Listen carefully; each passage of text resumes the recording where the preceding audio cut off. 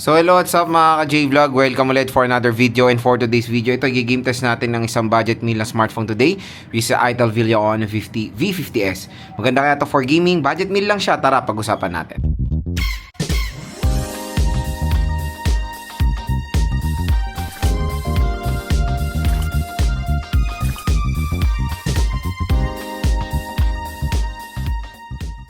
And for today's video mga idol, meron tayong i-game test dito at ito nga yung bagong labas na brand, the Villion V50S. So under siya ni Itel sa official store ngayon.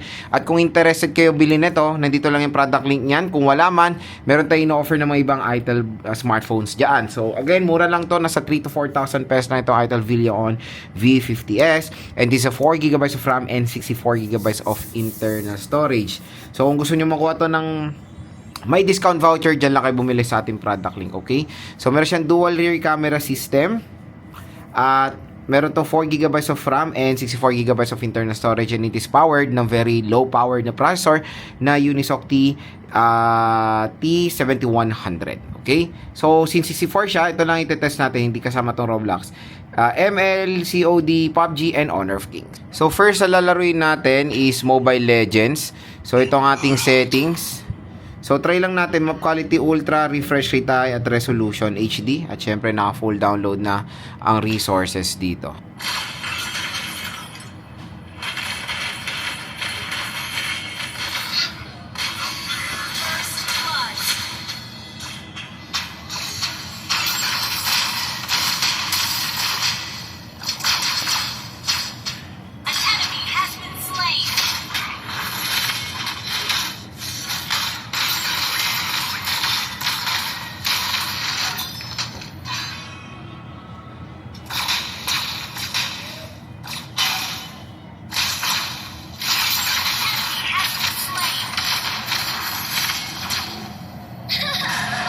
Where's my mommy and daddy?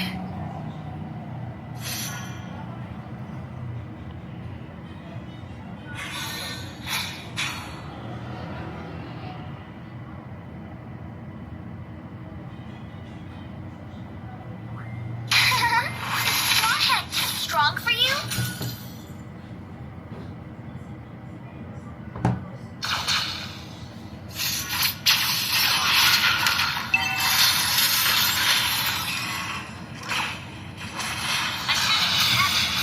Mobile Legends, ayan, hindi talaga siya smooth kasi so low powered yung kanyang processor.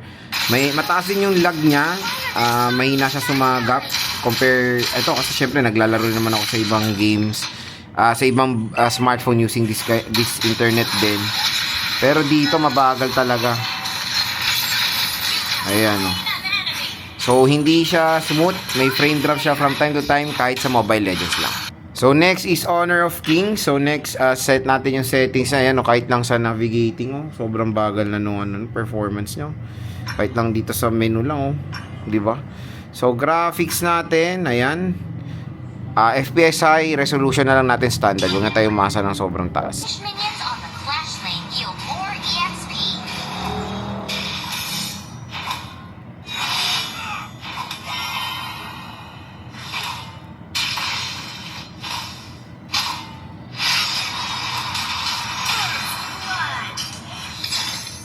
I protect what I cherish.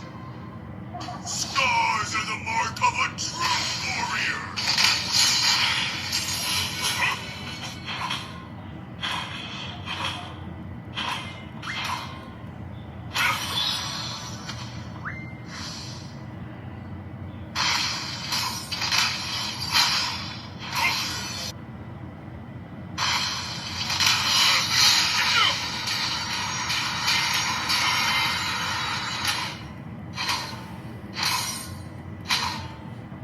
So pagdating sa Honor of Kings, ayan, grabe, nag-frame drop din siya mga idol.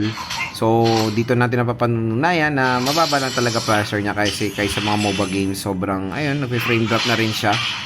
Hindi maganda yung performance, ayan, may mga frame drop from time to time dito sa Itel Villion V50S. So next is COD tayo. Ayan, kahit navigating lang, grabe, Lana. So, restart ko muna yung app. So, yan, na-restart ko na. Set natin yung settings natin. So, graphics, low na lang. Huwag na tayo masa. Pero in fairness, frame rate niya max high lang natin. Huwag na rin tayo masa.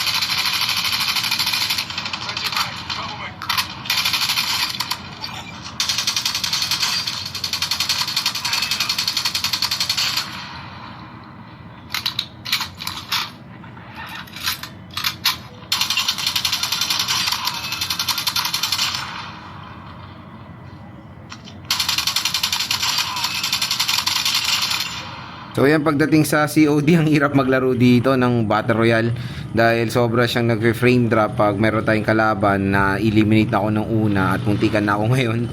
So yun, playable pero hindi smooth mga idol. Yun lang, mahirapan lang kayo pag may kalaban na. Doon siya mismo nagfe-frame drop doon sa pag nagka-clash kayo. And even the movement hindi smooth oh.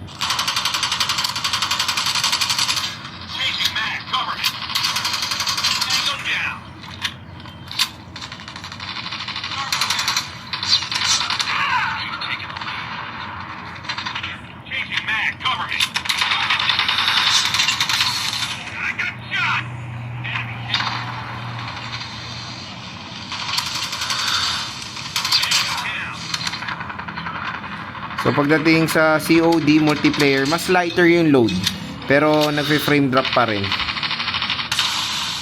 Mas okay maglaro ng multiplayer compare sa Battle Royale dito sa ITEL Villion V50S, pero grabe nagfe-frame drop pa. So next naman is PUBG Mobile. Set natin yung settings niya. So better frame rate na lang tayo.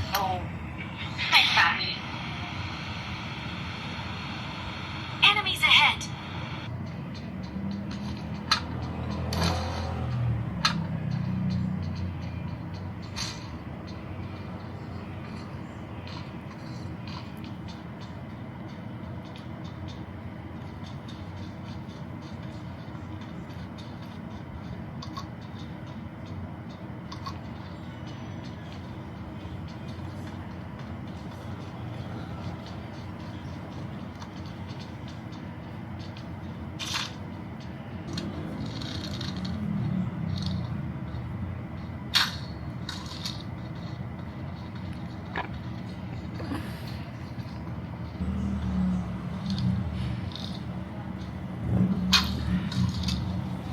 Pagdating sa PUBG Mobile, same din ng experience sa COD.